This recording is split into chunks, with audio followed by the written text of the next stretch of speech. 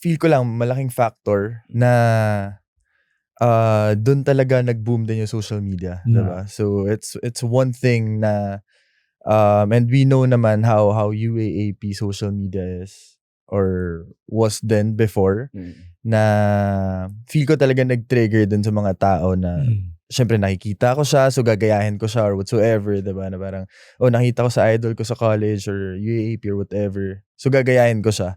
So dun sa different flavors nun, Migs, Ton, feel ko kasi ginagawa ko na rin siya for a long time. Okay. And I think yun nga, since nagawa na rin naman nila Keith, nila Mike ever since like I don't know, high school siguro sila or college days, feel ko mas mas naging comfortable lang din ako while doing it before, and it was working Yeah. diba? So siguro mas kumaga mas na-spam ko lang yung move.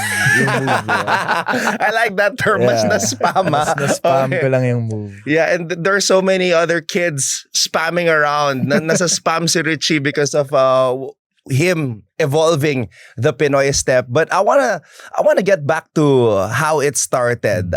Do you still recall, Chi, na the moment na you did it, may napatalon ka, yung hakbang mo, you went from point A to point B at na-realize mo na, hey, you know what, maybe this is something I can do on the regular. Actually, I can still remember as in very clear. Okay. The first time was my dad told me na this is gonna work kasi parang ginagawa daw nila or whatever. Syempre yun yung mga tito games na lang, diba? So ginagawa daw nila dad, and we grew up kasi kaming tatlo watching sila dad talaga maglaro lang yung mga ganun. So ginagawa daw nila, and then sabi niya parang it's gonna work or whatever, and I was like, it feels so awkward diba? Doing it, especially before, diba, na like bata ka pa tapos wala naman masyadong gumagawa pa before.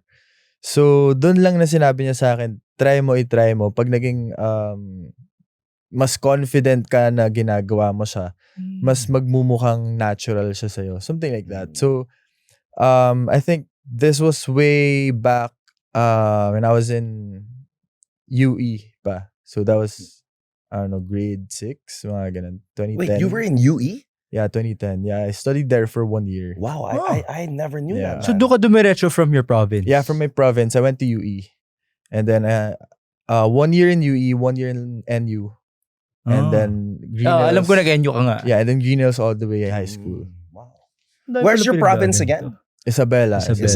Okay. Shout out to strength and conditioning coach Paolo Rivero. Yeah. Yes, sir. And happy Father's Day. Diba? Happy Father's Day. In light of Father's Day this June. So parang naging instruction pala siya sa'yo ng dad mo. Actually, siya yung nagsabi sa akin ng move na yun. As in, ako, at first, talaga, sobrang awkward talaga sa akin. Kasi, syempre, nasanay ako, especially sa amin sa province. Diba, laki takbuhan lang talaga. Diba, pabilisan kayo ng takbo or whatever. Kung sino mas athletic, mas agile sa inyo gumalaw, diba, mas may skills. Doon lang talaga kumbaga mag-vary yung mga, like, basketball. Yeah. Pero yun nga, nung sinabi niya sa akin na this is gonna work kasi marami ng medyo matatangkad na players dito sa Manila compared to like playing in Isabela, something like that. Sabi niya, magagamit mo yan. So doon lang talaga siya nag-start. Did you have to watch a highlight of anybody in order to master? So, as in, pinapakita niya lang siya sa akin. As in, pag mismo. naglalaro kami, pinapakita niya lang sa akin. Tapos, doon lang talaga nag-start na parang, sige, nalagyan ko lang siya ng different variations din na, I know for sure nagagawa na rin naman siya before, like yung mga hop, diba, pag after the hop, that's the time, tsaka mo lang gagawin yung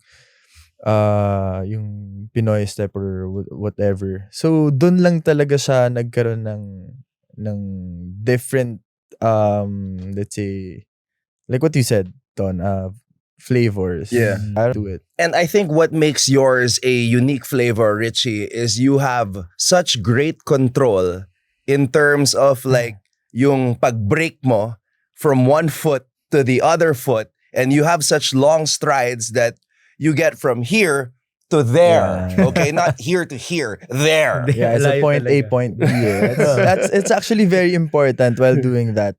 Diba? And also, you have to make the defenders believe then na you're gonna take a shot, diba? For them to bite the fake.